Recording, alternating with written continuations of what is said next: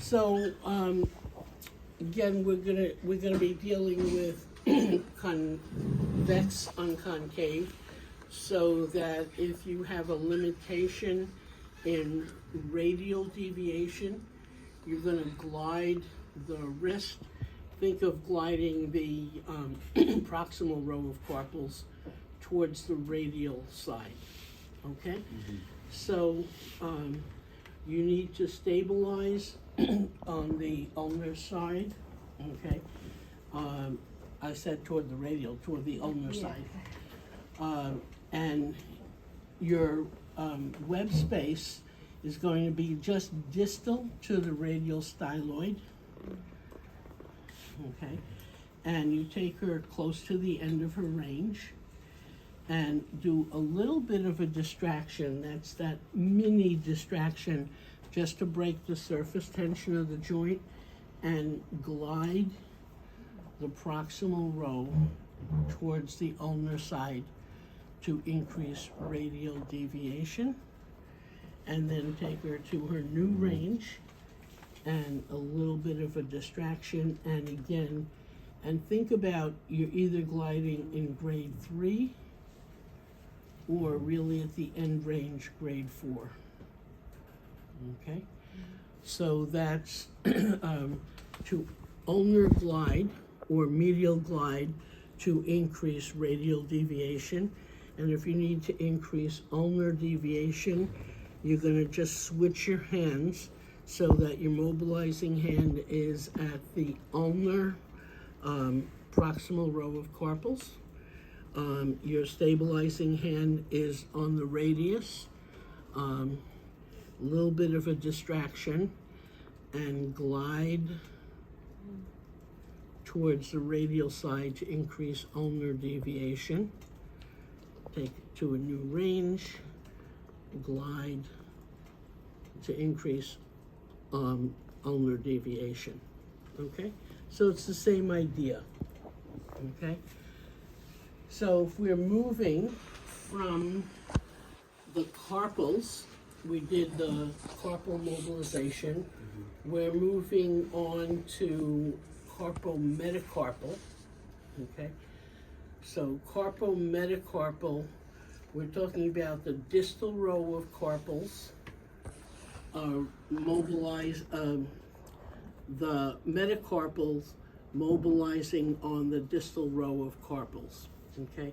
So, as I said initially, everything from the carpometacarpal joint and distal is concave on convex, okay? So, we're gonna skip the thumb for the moment, okay? And you're going to find which carpal bone articulates with the second metacarpal.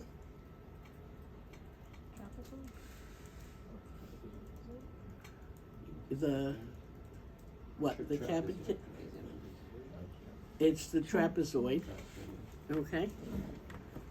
So you come down to find the end of the second metacarpal, and then pincer grip the trapezoid, and then you hold that, and then you move the second metacarpal, and we're doing general APs and PAs, okay, even though, because if you want, you're gonna do an AP to improve extension and a PA to improve flexion. But for now, just to save time, we're gonna be doing general APs and PAs. And then you wanna take them to their new range. And there's not a lot of range in here, and do APs and PAs, okay? So that's the second, and now what articulates with the third metacarpal? There's your capitate. So you find the end of the third metacarpal, really find the joint line, and then hold, again, a pincer grip on the capitate and glide the third metacarpal, AP and PA. You can also do distractions here. So it's interesting, right? That's a distraction, little distraction, APs and PAs, okay? So that's the third, and the fourth metacarpal articulates with the hamate, okay? And what's the fifth metacarpal articulate with? Pisiform. Oh, the fifth? The fifth, Pisiform. also the hamate, Oh. okay? The pisiform just kind of sits on top of the triquetrum, okay? So you can find the end of the fourth metacarpal, find the hamate, and you can mobilize the fourth metacarpal on the hamate with a little bit of a distraction. And then keep your hand on the hamate, and you can come to the fifth metacarpal. If your hand is too small, then just switch to the other side, okay? And hold here. So you're gonna hold here and mobilize the fifth metacarpal, okay? So that's the carpometacarpal joints. Functionally, you can just do APs and PAs, but if you were doing it for a specific movement, it's concave on convex. So anterior glide to increase flexion, posterior glide to increase extension, okay? Then we come to one of the nicest ones,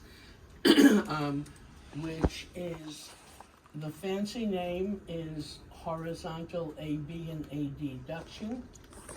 It's spreading the metacarpal arch or compressing the metacarpal arch.